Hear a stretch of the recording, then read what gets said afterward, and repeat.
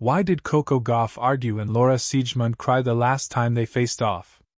All to know about the heated feud as Wuhan match nears. Coco Gauff and Laura Siegemund will renew their rivalry in the quarterfinals of the 2025 Wuhan Open. The two have faced each other twice before on the WTA Tour, with their head-to-head locked at 1-1. However, the two share a complicated history. They last played in a singles match during the first round of the 2023 US Open, which was filled with controversy and drama, and both Gauff and Siegemund shed tears. What happened between Coco Gauff and Laura Siegemund at the US Open in 2023? In their 2023 US Open match, Gauff staged a remarkable comeback victory over Siegemund, winning with a scoreline of 3-6, 6-2, 6-4.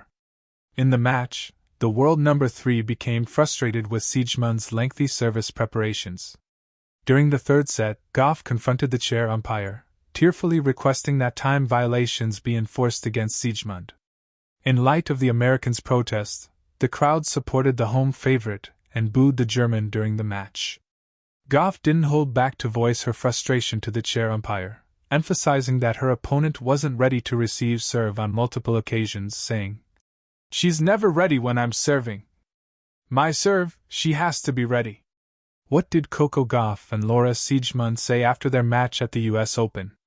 Following the match, during the post-match press conference, Gauff described the match as tough and referred to Siegemund as not an easy opponent. She also expressed her happiness at overcoming a lot of adversities to secure the win.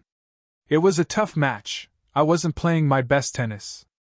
Laura, she's not an easy opponent. And you know I was able to overcome a lot of adversities, so I'm happy with how I played today, or happy how I managed to get through it," Gauff said.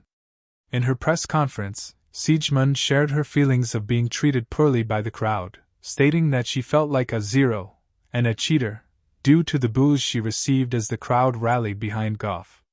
"It feels pretty much like a flat zero, even less than zero, because they treated me bad. They treated me like I was a cheater. Like I was trying sneaky ways to win this match or something. They treated me like I was a bad person," Siegemund said. At the 2025 Wuhan Open, the winner of the quarter-final match between Gauff and Siegemund will advance to face either second seed Iga Swiatek or seventh seed Jasmine Paolini in the semi-finals. In tennis, silence is sacred. Between serves and rallies, there's a rhythm, a breathing space that feels like poetry on a hard court. But in New York, under the glaring lights of the 2023 US Open, that rhythm broke. It cracked open between Coco Gauff, America's teenage phenomenon, and Laura Siegemund, the veteran German tactician, and what spilled out was not just sweat and strategy, but pure emotion. That night, the match became more than a contest. It became a conversation, shouted, argued, and ultimately, cried through. And as they prepare to meet again in Wuhan, the echoes of that night are louder than ever. The match that sparked a fire. Arthur Ashe Stadium, late summer. The crowd was electric, the air thick with expectation. Coco Gauff, just 19, was stepping into her home slam as the face of a new generation.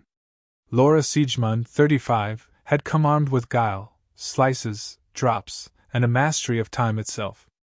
From the first set, Siegemund's craftiness frustrated Gauff. She slowed rallies, paused between serves, and used every legal second on the shot clock. To a veteran, it was experience. To a teenager, it was disruption. The clock ticked, the points dragged, and the young American's patience frayed like an unraveling string.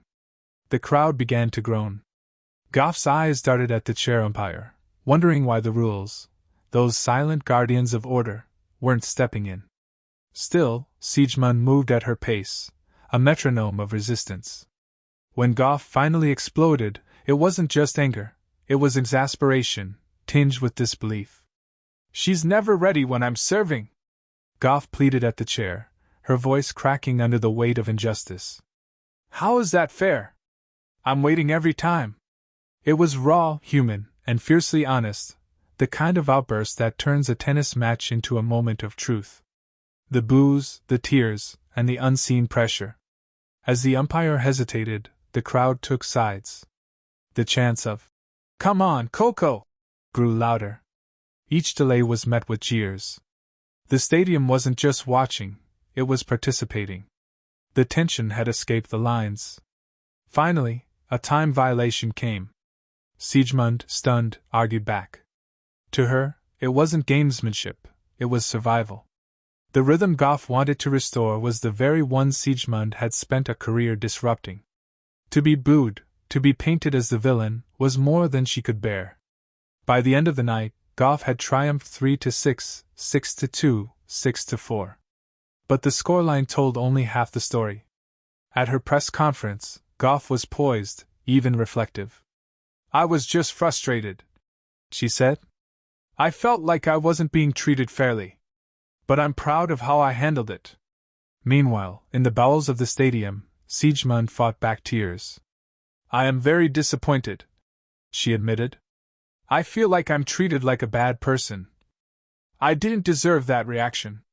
It was a scene out of a play, one woman demanding justice, another demanding empathy. Both right in their own ways, both wounded by perception. From New York to Wuhan, the feud reawakens. 2 years later, the tennis world has changed. Gauff, now a Grand Slam champion and a symbol of composure, carries herself with quiet authority. Siegemund, still dangerous on her day, remains one of the tour's craftiest disruptors. But when the Wuhan Open draw revealed that their paths would cross again, social media ignited instantly. Round 2. The rematch. The unfinished business. In the locker rooms, whispers circulated. Coaches reminded their players to stay composed. Commentators rewatched the New York tape. And fans wondered, would the ghosts of that match reappear? It's unlikely either woman truly forgot. For Gauff, that night symbolized her transformation, the moment she found her voice. No longer the shy teenager idolizing Serena, she became a woman who demanded fairness, even when the crowd watched every word. For Siegemund, it was a scar, a night when she felt stripped of respect, misunderstood by a crowd that saw only delay, not tactics. In Wuhan, both bring that memory with them, tucked beneath their professionalism like a hidden bruise. 2 perspectives, 1 truth. To understand their feud is to understand tennis itself, a sport balanced on etiquette, timing, and the invisible line between strategy and gamesmanship. Siegemund's perspective, she plays the game like chess. Her every pause, every deep breath, is calculation. She doesn't rush, she constructs. "Tennis is art," she once said, "and art takes time." To her, the crowd's impatience is a symptom of modern tennis, speed over subtlety. Gauff's perspective, she is the future, fast, fiery, athletic. Her rhythm is instinctive, her pace a heartbeat. To her, Siegemund's hesitation wasn't art, it was interruption. Gauff's tennis thrives on energy, and that night she felt it being stolen, one delayed return at a time. The truth lies somewhere in between. Both women were right, and both were wrong. The beauty of the feud is that it wasn't built on hatred, but on difference, one's sense of control colliding with another's sense of justice.